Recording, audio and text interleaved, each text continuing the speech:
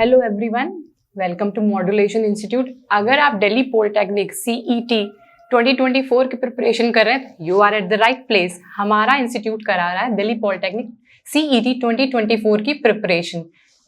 ये देखिए, आपका DSEU CET 2024 एग्जाम होने वाला है। 10th के बेसिस पे एग्जाम होता है। 10th के बाद ये डिप्लोमा कोर्स है दिल्ली पॉलिटेक्निक, जो दिल्ली की गवर्नमेंट कॉलेजेस हैं, उसमें एंट्रेंस एग्जाम के थ्रू एडमिशन होता है।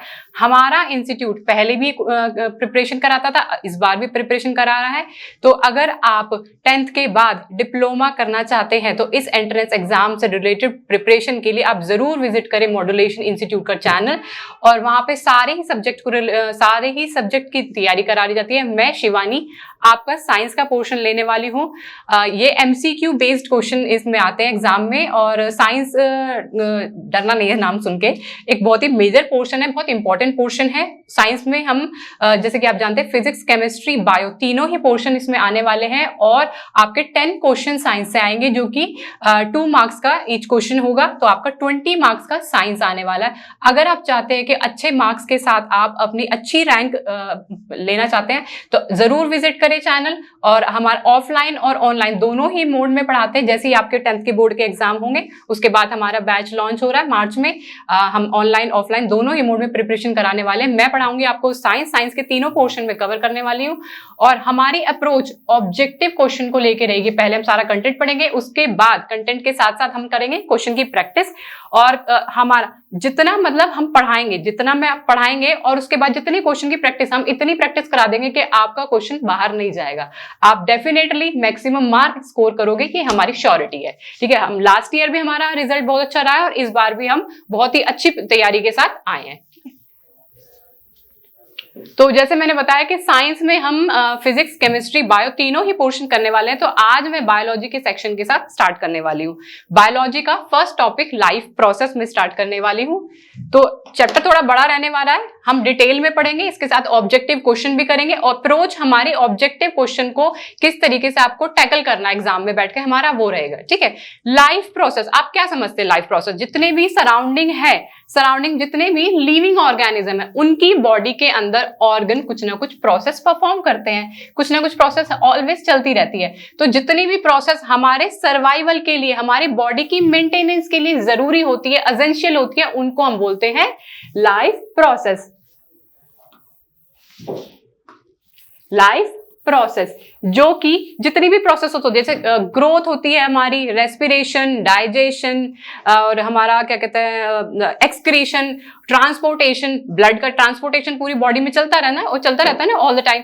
तो वो सारी प्रोसेसेस हमारी क्या कहलाती है? Life process. उसके बाद लाइफ प्रोसेस में हमारी कुछ ऐसी प्रोसेस होती है जो बहुत ही एसेंशियल होती है, बहुत ही जरूरी होती है हमारे सर्वाइवल के लिए, हमारा जिंदा रहने के लिए। अगर हमारी बॉडी में कुछ भी ऊपर नीचे होता है तो हम सीधा कहाँ जाते हैं? बेड पे जाते हैं, डॉक्टर के पास जाते हैं, क्योंकि हमें क्या करना होता है? अगर कोई भी ऑर्गन अपने परफॉर्मेंस अच्छे से नहीं कर पा रहा है तो कुछ ना कुछ हमारी बॉडी में प्रॉब्लम आती है, और वो फिर हमें क्या करना पड़ता है? उसको मेंटेन करना पड़ता है, उसको मेडिकेशन के थ्रू सही करना पड़ता है। ठीक है, तो हम पढ़ने वाले मेन 4 प्रोसेस इसके अंदर आती है: न्यूट्रिशन, रेस्पिरेशन, और आज आपका ट्रांसपोर्टेशन और एक्सक्रीशन। तो इसमें 1 बाय 1 हम एक एक टॉपिक को लेंगे। अब देखो न्यूट्रिशन। अब न्यूट्रिशन से आप क्या समझते हैं? न्यूट्रिशन बड़ा बात होती है ना, न्यूट्रिशन आजकल बड़ा चलता है कि भाई हेल्दी बॉडी होनी चाहिए, न्यूट्रिशियस डाइट लेनी चाहिए, हमें अच्छे न्यूट्रिएंट्स लेने चाहिए। तो क्या होता है न्यूट्रिशन? क्या समझते हैं इस न्यूट्रिशन से? न्यूट्रिशन क्या है? जब भी हम खाना खाते हैं, खाना तो हम खाते हैं, हमारी डेली लाइफ एक्टिविटीज के लिए, भले ही हम कुछ भी एक्टिविटी करें, तो एनर्जी की रिक्वायरमेंट होती है। वो एनर्जी कहाँ से आती है? एनर्जी खाना खाते हैं, एनर्जी आती है। जितना हेल्दी खाना होगा उतनी हेल्दी हमारी, जितनी हेल्दी डाइट होगी उतनी हेल्दी हमारी बॉडी होती है, ऐसा बोलते हैं ना। तो जब हम खाना खाते हैं और उसका यूटिलाइजेशन करते हैं, यानी कि डाइजेशन के बाद हमारी बॉडी में जहां जहां रिक्वायरमेंट होती है, जिस चीज की हमें एनर्जी की रिक्वायरमेंट होती है, तो वो एनर्जी हमें फूड से मिलती है। तो उसका यूटिलाइजेशन होना, फूड को खाना और उसका यूटिलाइजेशन करना, कहाँ कहाँ? हमारी बॉडी के जो सेल्स है वो ग्रो करते हैं, वो डिस्ट्रॉय भी होते हैं, नए सेल्स भी बनते हैं। अगर कुछ में कुछ प्रॉब्लम होती है, रिपेयर भी करते हैं, ग्रो करते हैं, मेंटेन रखते हैं अपने आप को। तो उस सब के लिए हमको क्या चाहिए? एनर्जी की रिक्वायरमेंट होती है। और वो एनर्जी कहाँ से आती है? जब हम न्यूट्रिशन लेते हैं, फूड खाते हैं उसको यूटिलाइज करते हैं और हम डेली लाइफ की अपनी एक्टिविटीज करते हैं, ठीक है। तो क्या हो गया, the whole process which an organism obtain its food, हमारा फूड लेना। तो न्यूट्रिशन क्या है, अब इसमें क्या है, एक वर्ड बड़ा सुना होगा, न्यूट्रिएंट्स। जब हम खाना खाते हैं तो उसमें क्या होता है, वो डाइजेस्ट होते हैं हमारे बॉडी के अंदर जाके, और जब वो डाइजेस्ट होते हैं तो उसमें से हमें मेन न्यूट्रिएंट्स मिलते हैं। जैसे न्यूट्रिएंट्स क्या, vitamin, protein, carbohydrate, minerals, salt, ये सारे क्या होते हैं हमारे न्यूट्रिएंट्स, ठीक है। उसके बाद हम देखेंगे कि जब न्यूट्रिशन है तो अब हम देखेंगे इसके अंदर हमें मोड्स मिलते हैं, यानी कि डिफरेंट टाइप्स कैटेगरीज मिलती है, modes of nutrition. Modes of nutrition क्या होता है कि एक होता है ऑटोट्रॉपिक न्यूट्रिशन, एक होता है हेटरोट्रॉपिक न्यूट्रिशन। ज्यादा कंफ्यूज होने की जरूरत नहीं है, नाम ना आधे से ज्यादा कॉमन नाम कर देते हैं, अगर ध्यान से सुनोगे और उसको समझोगे, ठीक है ना। होता क्या है कि नाम अपने आप में डिफाइन कर रहा है, ऑटोट्रॉपिक, ऑटो इटसेल्फ, सेल्फ, यानी कि ऐसे ऑर्गेनिज्म जो अपना खाना खुद बनाते हैं वो क्या हो जाते हैं, ऑटोट्रॉपिक न्यूट्रिशन, ठीक है।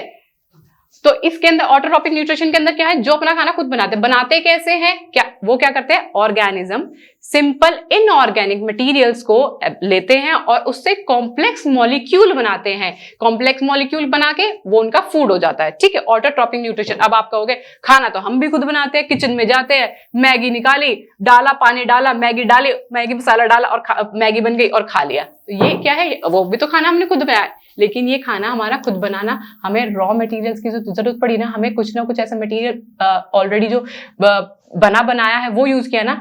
ऐसे हमारे पास एग्जांपल्स हैं जो अपना खाना खुद बनाते हैं रॉ मटेरियल से डायरेक्टली। जैसे कि ऑटोट्रॉपिक का मैं एग्जांपल बताती हूँ, हमारे प्लांट्स हो गए, अमीबा हो गया। अमीबा क्या है, सिंगल सेल्ड ऑर्गेनिज्म है जो अपना खाना खुद बनाता है। पैरामीशियम हो गया, ये क्या करते हैं, अपना खाना खुद बनाते हैं, ठीक है। अब देखो क्या है, kind of nutrition in which inorganic materials like CO2, water etcetera are utilized to prepare organic food by the process of photosynthesis. ये बताया है हमारा प्लांट के लिए। अब देखो ऑटोट्रॉपिक, मैंने क्या एग्जांपल लिया, ऑटोट्रॉपिक ऐसे ऑर्गेनिज्म जो अपना खाना खुद बनाते हैं, इसका एग्जांपल क्या, प्लांट। प्लांट कैसे बनाते हैं, प्लांट की पूरी एक प्रोसेस होती है न्यूट्रिशन के लिए, फोटोसिंथेसिस, ठीक है। हम उसको पूरी को पढ़ेंगे, ठीक है।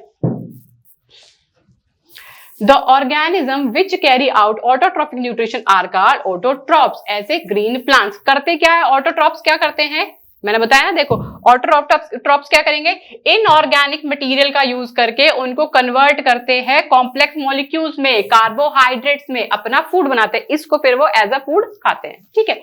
उसके बाद देखो फोटोसिंथेसिस की प्रोसेस बताते हैं। अब प्लांट्स है, फोटोसिंथेसिस की प्रोसेस करते हैं। होता क्या है, प्लांट्स को फोटोसिंथेसिस की अपना खाना बनाने के लिए कुछ रॉ मटेरियल की रिक्वायरमेंट होती है। जब प्लांट्स क्या क्या यूज करता है, रॉ मटेरियल्स हमारे कौन कौन से हैं, हमें फोटोसिंथेसिस के लिए हमें चाहिए, एक तो वाटर चाहिए, सनलाइट चाहिए, CO2 चाहिए, ठीक है ना, और एक हमारे पास होना चाहिए ग्रीन कलर का पिगमेंट जो कि बोला जाता है क्लोरोफिल। बड़ा सुना होगा क्लोरोफिल।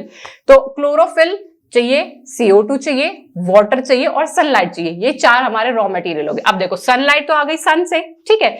उसके बाद CO2 आपको पता ही है, जो लीव्स है, जो कि हमारे प्लांट्स है, वो क्या करते हैं, CO2 ऑब्जर्व करते हैं और O2 अपने निकालते हैं, ठीक है। जो O2 निकालते हैं वो हम लेते हैं, ठीक है। उसके बाद वाटर प्लांट होते हैं, प्लांट्स की रूट होती है। रूट कहाँ होती है, अर्थ में। अर्थ से रूट में ट्रांसपिरेशन के थ्रू वो वाटर को एब्जॉर्ब करते हैं, जिसमें बहुत सारे और मिनरल्स और साल्ट्स होते हैं, उसका यूटिलाइजेशन करते हैं। और चौथा मैंने बताया क्लोरोफिल, लीफ के अंदर क्लोरोफिल होता है, ठीक है। Autotrophic nutrition is filled by the process by which autotrophs take in CO2, क्या बोला मैंने, CO2 and water and convert these into carbohydrate. The presence of chlorophyll and sunlight is called photosynthesis. Photosynthesis CO2 water का use करके क्या करते हैं, carbohydrates बनाते हैं, किसकी प्रेजेंस में, क्लोरोफिल और सनलाइट की प्रेजेंस में, ठीक है। अब देखो होता क्या है, इसको हम बाद में समझेंगे, ठीक है। ये बहुत ही इंपॉर्टेंट है। ऑब्जेक्टिव क्वेश्चन की अप्रोच, अगर जैसे हम बता रहे हैं आपको कि ऑब्जेक्टिव MCQs आएंगे आपके, तो उसमें डायरेक्टली ये क्वेश्चन पूछा जा सकता है कि इक्वेशन बताओ, फोटोसिंथेसिस की इक्वेशन क्या है, ठीक है। ऑप्शन दे दिए जाएंगे और आपको पहचानना होगा। बड़ा इजी काम है, अपना एक टिक लगाया और आपके मार्क्स स्कोर हो गए 2 मार्क्स। तो ये बहुत ही इंपॉर्टेंट है, इसको याद रखना, ठीक है। करना क्या है, देखो रॉ मटेरियल ये रहे हमारे, sunlight, chlorophyll, CO2 and water. होता क्या है, देखो सनलाइट को पहले क्या किया जाता है, ट्रैप किया जाता है। एक जो लीफ होती है, लीफ के सरफेस के ऊपर क्या होता है, क्लोरोप्लास्ट होता है। क्लोरोप्लास्ट के अंदर क्लोरोफिल पाया जाता है, ठीक है। उस क्लोरोफिल का क्या काम होता है कि जो सनलाइट आती है वो सनलाइट को ट्रैप कर लेता है। जब भी सनलाइट को ट्रैप किया जाएगा, जो ये भी एक लिविंग ऑर्गेनिज्म है, प्लांट्स है ना, तो लिविंग ऑर्गेनिज्म जो सनलाइट को ट्रैप किया डायरेक्टली उसको यूज नहीं कर सकता है, वो क्या करेगा, उसको कन्वर्ट करेगा केमिकल एनर्जी में। और जब भी हम लिविंग ऑर्गेनिज्म में केमिकल एनर्जी की बात करेंगे या एनर्जी की बात करेंगे तो हम हमेशा किसकी बात करेंगे, एटीपी। एटीपी क्या, एडिनोसाइन ट्राइफॉस्फेट, ठीक है। आगे भी हम इसके बारे में पढ़ेंगे। तो जब भी हम एनर्जी की बात करेंगे लिविंग ऑर्गेनिज्म में हम क्या करेंगे, एटीपी। तो क्लोरोफिल क्या करता है, सनलाइट को ट्रैप करता है और सनलाइट किस में कन्वर्ट होती है, हमारी एटीपी में, ठीक है। उसके बाद ट्रैपिंग हो गया, फिर वाटर आया। वाटर क्या करता है, सेकंड स्टेप में क्या होता है, आपकी सनलाइट जो है एटीपी में कन्वर्ट हो रही है, उसी के साथ क्या होता है, वाटर जो है वो अपने अलग अलग इलेक्ट्रॉन में डिस्ट्रॉय होता है, ठीक है ना। वाटर H2O, वाटर क्या है H2O, वो डिस्ट्रॉय होकर H2 और O2 में निकलेगा, ठीक है। उसका हो गया। उसके बाद थर्ड स्टेप आपका होगा reduction of CO2 to carbohydrate. क्या होगा, जो CO2 कार्बन डाइऑक्साइड ली गई है वो किसमें चेंज होगी, कार्बोहाइड्रेट में, ठीक है। तो एक बार दोबारा से रिवाइज करो, ये अभी के अभी याद कर लो ताकि ऑप्शन आएगा, क्योंकि ऑप्शन में आपको सिर्फ आइडेंटिफाई करना है। तो होना क्या है, फोटोसिंथेसिस की प्रोसेस पूछ लेंगे, उसके स्टेप्स पूछ लेंगे कि कौन कौन से स्टेप्स आते हैं और कौन सा नहीं है। एक और एक्स्ट्रा डाल देंगे, जो नहीं होगा उसको निकाल दो, या फिर ऑप्शन में डाल देंगे कौन कौन से स्टेप्स है, ठीक है। फर्स्ट क्या है आपका step, absorption of light energy by chlorophyll.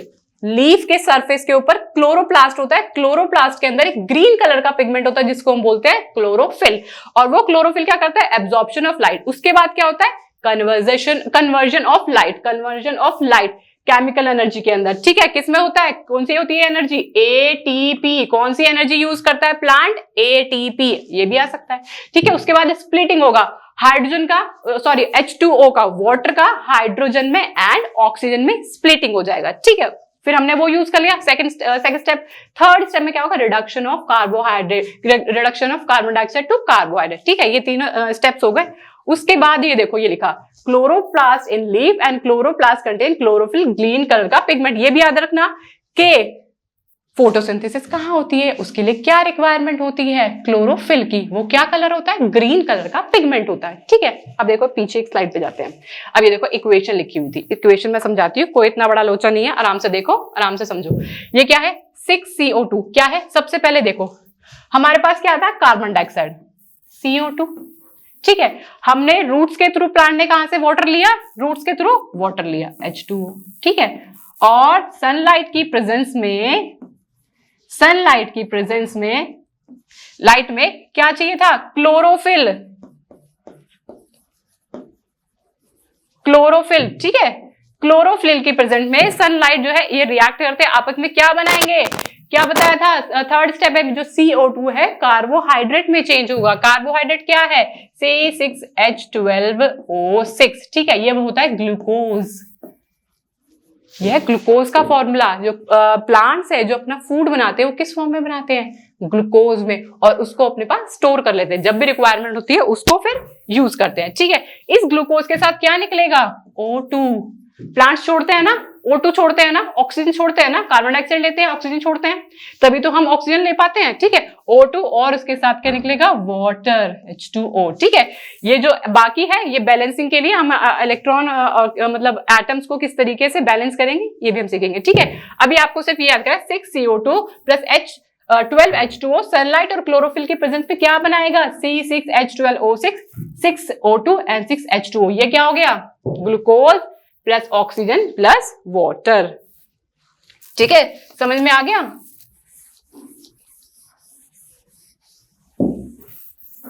ये बहुत इंपॉर्टेंट है, मैं बार बार बोल रही हूं कि ये चीज बहुत इंपॉर्टेंट है, इक्वेशन बहुत इंपॉर्टेंट है, इसके रॉ मटेरियल बहुत इंपॉर्टेंट है कि क्या क्या रिक्वायरमेंट फोटोसिंथेसिस के लिए होती है, उसके बाद इसके स्टेप्स बहुत इंपॉर्टेंट है, और ये भी इंपॉर्टेंट है कि किस केमिकल एनर्जी का यूज करते हैं, एटीपी का, और इसके स्टेप्स भी, ये 3 स्टेप्स हैं, ये बहुत इंपॉर्टेंट है, ठीक है। उसके बाद हम बात करेंगे स्टोमेटा की।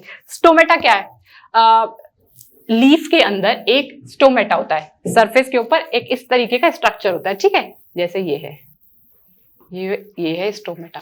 छोटे छोटे पोर्स होते हैं, उन पोर्स का क्या काम होता है? अभी मैंने बोला ना कि वाटर क्या हुआ, अर्थ से रूट्स ने ट्रांसपिरेशन के थ्रू लीव्स तक पहुंचाया, रिएक्शन होनी थी तो लीव्स तक पहुंचाया। अब वो जो ट्रांसपिरेशन है वो क्या होता है, और वाटर जो आता है वो क्या होता है, लीफ के इन छोटे छोटे पोर्स में आता है, और जितना वाटर उनको यूज करना होता है वो यूज करते हैं, बाकी क्या होता है, इवेपोरेट हो जाता है। ठीक है, वो जो इवेपोरेशन होता है और वो जो ऑक्सीजन CO2 का लेना और O2 का छोड़ना, जो गैसेस का इवोल्यूशन भी होता है और जो एब्जॉर्प्शन भी होता है, वो किसके थ्रू होता है, इसी स्टोमेटा के थ्रू होता है। ठीक है, टिनी pores present on the surface of the leaf, leaf के सरफेस पे बहुत ही छोटे छोटे पोर्स होते हैं जिनको हम स्टोमेटा बोलते हैं, जो किस चीज में काम करते हैं, एक्सचेंज ऑफ गैसेस, O2 और CO2 के एक्सचेंज में। CO2 एब्जॉर्ब करते हैं, O2 अपना इवॉल्व करते हैं। और loses large amount of water vapour during transpiration, transpiration के through large amount of water transpire करते हैं। ठीक है ना, अपने रिमूव करते हैं बॉडी से। जब भी स्टोमेटा क्या होता है, देखो इसकी जो स्टोमेटा के ये गार्ड सेल्स है, ठीक है, जो गार्ड करते हैं इसको। तो जब भी ये स्वेल होते हैं, इस तरीके से स्वेल होते हैं, तो इनमें जब पानी भर जाता है तो ये स्वेल कर जाते हैं, और जब इनमें से पानी निकल जाता है तो ये श्रिंक हो जाते हैं। ये बहुत ही ये क्या हो जाते हैं, श्रिंक हो जाते हैं।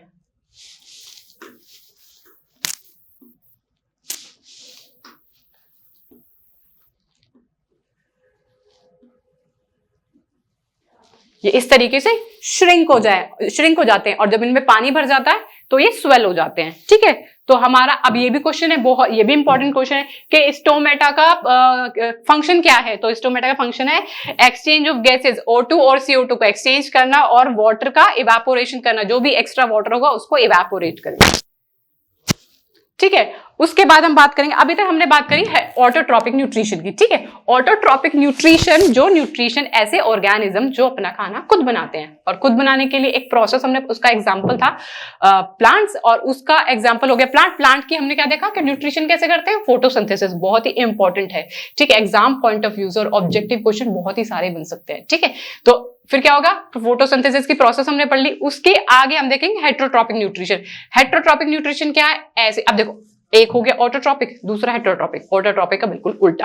हेटेरोट्रॉपिक में क्या होता है, जो ऑर्गेनिज्म खाने के लिए दूसरों पर डिपेंड होते हैं, वो क्या कहलाते हैं, हेटेरोट्रॉपिक ऑर्गेनिज्म। जैसे हम डिपेंड रहते हैं दूसरों पे। ठीक है, डिपेंड कैसे, ये नहीं कि मम्मी खाना बनाएंगे हम उन पर डिपेंड है तो इसलिए हम हेटेरोट्रॉपिक हो गए, नहीं, हमें मैटर चाहिए जिसका हम खाना बनाते हैं। ठीक है, हेटेरोट्रॉपिक न्यूट्रिशन, इसके भी 3 पार्ट है। क्या है, होलोजोइक, सेप्रोफाइटिक और पैरासिटिक। जैसे कि नाम से एक्सप्लेन मैं करती हूं, होलोजोइक, होलो यानी कि खाली, हम क्या करते हैं, होलोजोइक क्या करते हैं, खाना लेंगे, खाएंगे और उसका डाइजेशन अंदर जाके होगा। ठीक है, फिर उसको डाइजेस्ट करने के बाद उसको यूज करेंगे। ओके, तो होलोजोइक क्या होता है, खाने को इनटेक करते हैं, डाइजेस्ट करते हैं और फिर उसको यूज करते हैं। Animals take in solid food and break down inside the body. This is important where क्या कहते हैं, break down of food inside the body. Example क्या है, अमोइबा एंड एनिमल्स, हम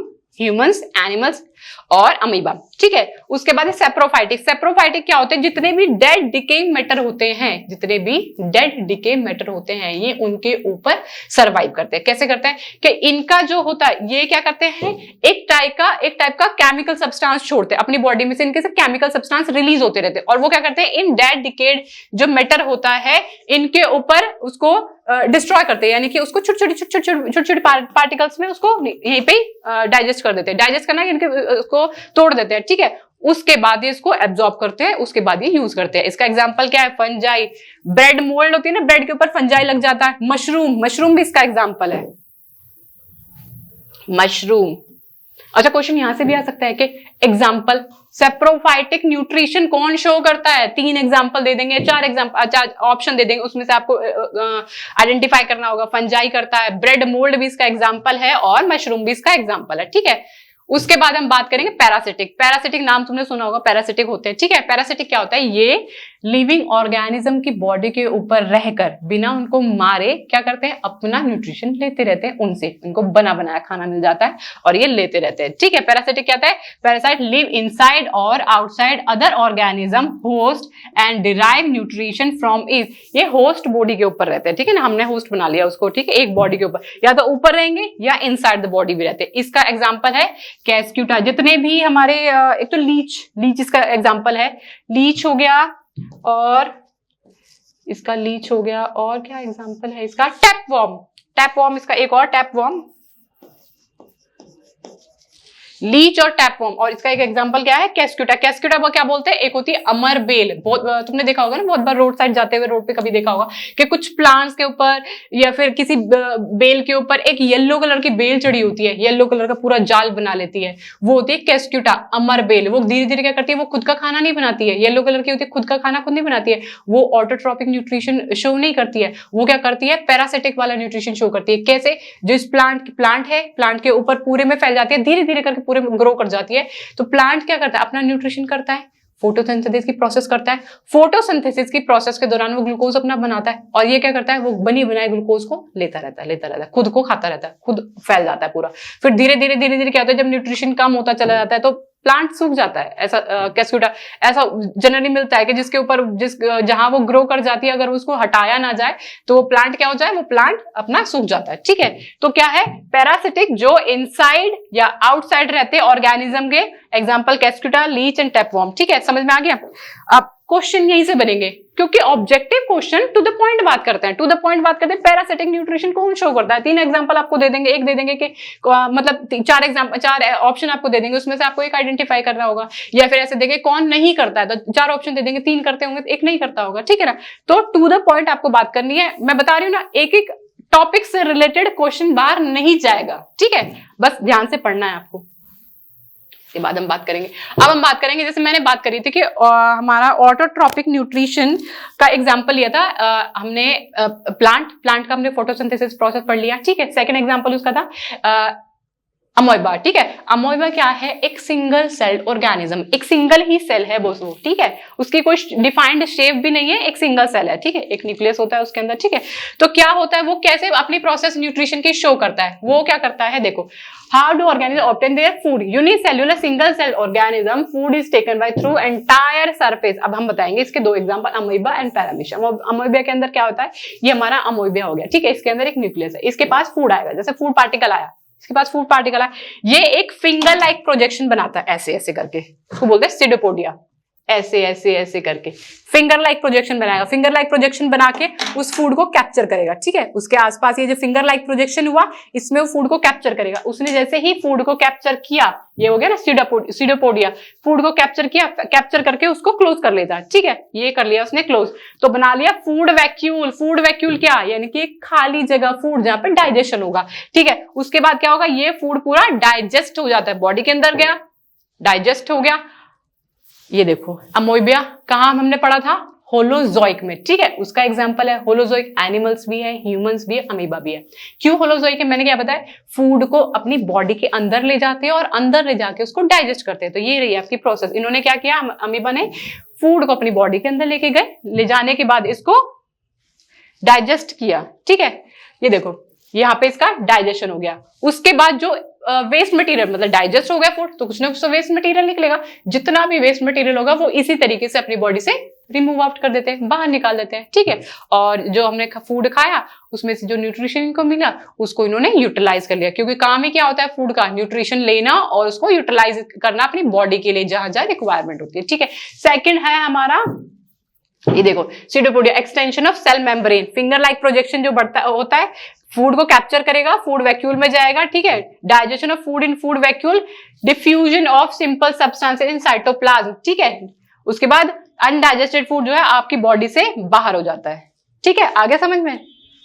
उसके बाद है पैरामीशियम। पैरामीशियम का भी मैं बता देती हूँ आपको, पैरामीशियम क्या होता है। पैरामीशियम भी सिंगल सेल्ड ऑर्गेनिज्म है। इसके अंदर क्या होता है, ये आपका मान लो पैरामीशियम होगा। ठीक है, इसमें क्या होता है, सिलिया होता है, सिलिया, इसमें सिलिया प्रेजेंट होते हैं, पूरी बॉडी में सिलिया प्रेजेंट होते हैं। ये सिलियाज होते हैं।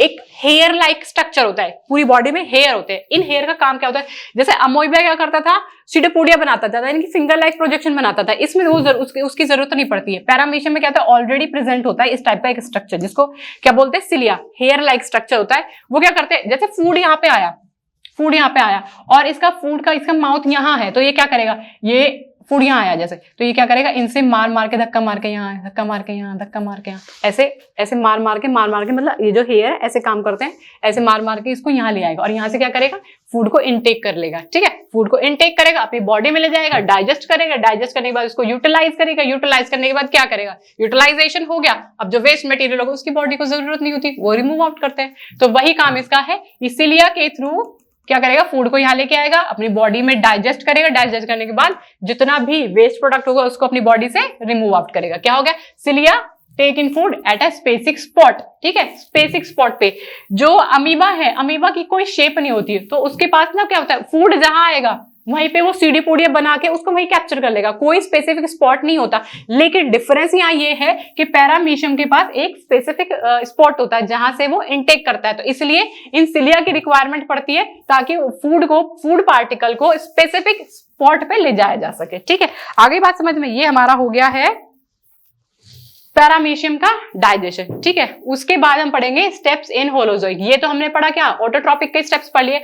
होलोजोइक यानी कि ह्यूमंस का, एनिमल्स का, होलोजोइक जो फूड को ले जाके अपने अंदर डाइजेस्ट करते हैं। हमारे अंदर क्या स्टेप्स होते हैं होलोजोइक के अंदर, ingestion, digestion, absorption, assimilation, egestion. क्या होता है ingestion taking of food mouth के थ्रू हमने लिया, उसके बाद डाइजेशन, स्टमक के अंदर जाके डाइजेस्ट होगा, पचेगा खाना, देन एब्जॉर्प्शन, पचने के बाद जो मटेरियल उसमें से निकलेगा उसको क्या होगा, एब्जॉर्प्शन होगा। एब्जॉर्प्शन के बाद एसिमिलेशन, यानी कि जहां जहां ब्लड में जाके मिल जाएगा वो जहां जहां, और ब्लड हमारी पूरी बॉडी में minute cell from tip to toe, एक एक सेल के पास ब्लड पहुंचता है, सारी वेसल्स, वेन्स वगैरह सब पहुंचती है, तो वो ब्लड अपना सारा न्यूट्रिशन लेकर, न्यूट्रिएंट्स लेके उन सेल्स के पास पहुंचाएगा, और वो सारी सेल्स अपना जिसको मेंटेन करना होगा, जिसको ग्रो करना होगा, जिसको रिपेयर होना होगा, जिसको जो काम करना होगा, एनर्जी की रिक्वायरमेंट होगी, सारे ऑर्गन्स को सब जगह यूटिलाइज करवाएगा।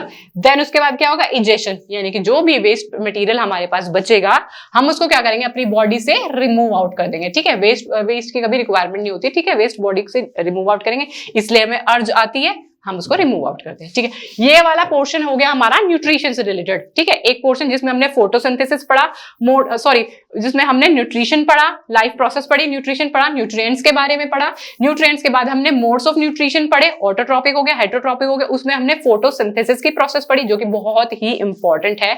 उसके बाद हमने different types of heterotrophic nutrition भी पढ़ा। देन हमने अमोइबिया, पैरामीशियम का में किस तरीके से डाइजेशन है वो पढ़ा। अब हम पढ़ेंगे होलोजोइक न्यूट्रिशन के अंदर जो हमारे 5 स्टेप्स हैं ये हम डिफाइन करेंगे। नेक्स्ट जो लेक्चर होगा हमारा, हम लेंगे digestion in human being, nutrition in human being. वो एक पूरा एक टॉपिक रहने वाला है कि किस तरीके से बॉडी के अंदर डाइजेशन होता है। ठीक है, क्या क्या ऑर्गन होते हैं, क्या क्या एंजाइम्स यूज होते हैं। ठीक है, हम खाना खा तो लेते हैं लेकिन डाइजेशन की प्रोसेस क्या हमें नहीं पता, वो हम डिटेल में पढ़ेंगे। और क्वेश्चन, ऑब्जेक्टिव क्वेश्चन सबसे ज्यादा बनने वाला टॉपिक, ये पूरा ही टॉपिक बहुत इंपॉर्टेंट है। ठीक है, तो ध्यान से पढ़िए, ध्यान से अपनी तैयारी करिए। ठीक है, okay, thank you so much.